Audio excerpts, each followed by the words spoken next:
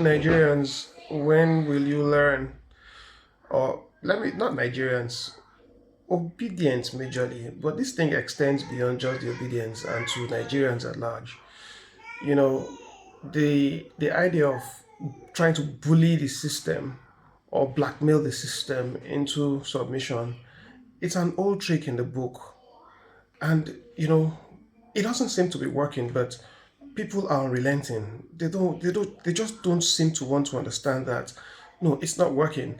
This was how the election of 2023 went when you know the obedience came on the fray.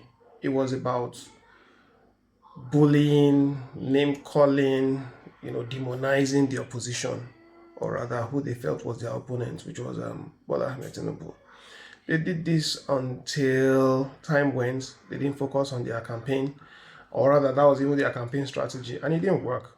So when they lost election, they started saying that the system rigged them out.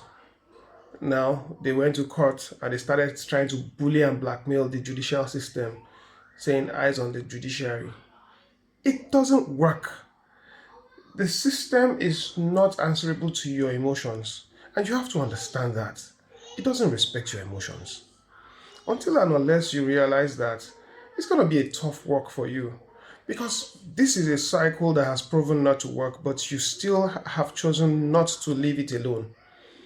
Now, the Senate has come to say that, okay, there will be electronic transmission of results, but it will not be real time. Now, the next thing is that they have marched to the National Assembly. And if you look at it well, the people who really matter in the scheme of things do not act like this. Have you seen Atiku come out to start doing all this show of shame? It is usually the Obi and his goons. You have come out to start marching on the streets of Abuja or the Senate. It won't change anything. You and I know as much as the system is that we do not have coverage across the country. I, for one, have traveled across the length and breadth of Nigeria. And sometimes, in some places, apart from the state capital, there are, you go miles and miles into the hinterlands and you do not have network.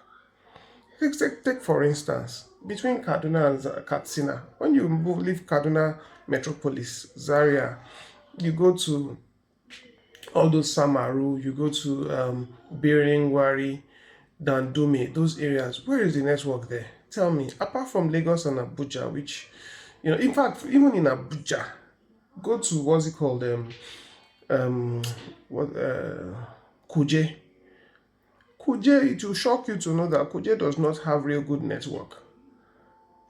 Those of you who enjoy the luxury, I call it luxury, who enjoy the luxury of uninterrupted calls when you talk to people, it is because you live in the city metropolis.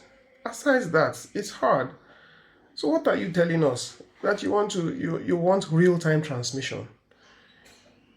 Real-time trans real-time transmission is not what you want because you know it doesn't work like that. What you want is just an avenue to blackmail the system to ensure that people see them in bad light. Even your own people in the Senate, your own people in the House of, the House of Reps, they know. You know. Peter Obi has traveled far and wide in Nigeria. He knows that we do not have that much coverage. He knows. So he's out now. Look, and the thing is that you people allow these politicians to deceive you. Amechi is out there. Eh? You know, doing photo ops and appearing for interviews saying that he has brought his son. Let push comes to shove whether his son will not be the first to run out of that place. Amechi has been the biggest joke of our time. When it comes to talk, in fact, after Peter Obi, Amechi is next. Every time he comes to make political gaffe all over the place, and you people still fall for all these things. Okay, bringing his son to the Senate now, or rather protest at the Senate now means that he cares for you.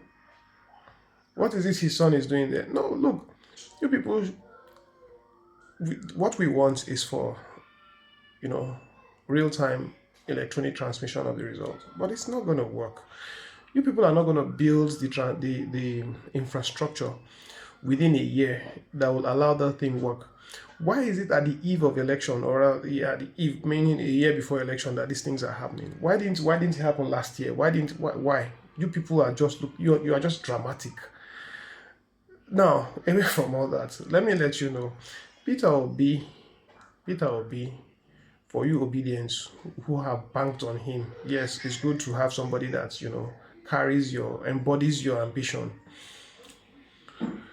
You people are still going to cry obedience, because one thing is surely going to happen. Peter Obi is going to deputize Atiku, and there will come another hue and cry from you people. But eventually you will submit to his will. That's what will happen. All you are doing now, just the same way you are trying to bully the system, you have bullied the ADC, or you are still bullying the ADC to give your God, your Lord and Saint and personal Savior the ticket. But let's see how that goes. Atiku would not have suffered to invest and create a political party, or rather, taking the structure of a political party, now to now come and hand it over to Obi on a platter of silver. You people, you don't know what you want. It's a year to election. See, Tinubu is making connections. Obi Kubana is on board. Kubana Chief Priest is on board. A lot of people are on board. Atiku's son is on board. You see Sheyi Tinubu working, making connections. You people are going there to make a caricature of yourself, protesting for nothing. Nothing is going to change, and you people are going to cry foul. For 1 year of being in the opposition, you people you cannot keep composure. It's a shame, man. Wake up.